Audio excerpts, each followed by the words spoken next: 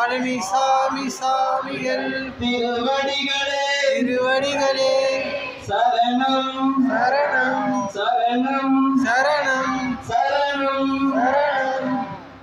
சாமி ஒரு 2 நிமிஷம் எல்லாரும் அப்படியே மௌனமா உட்காருங்க.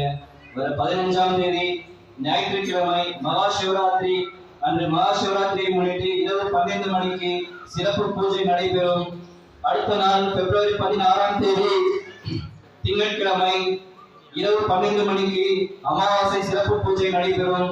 அதற்கு அடுத்த நாள் பிப்ரவரி 17ஆம் தேதி செவ்வாய்க்கிழமை காலை 6 மணி பகல் 12 மணி மாலை 6 மணி அமாவாசை சிறப்பு பூஜை நடைபெறும்.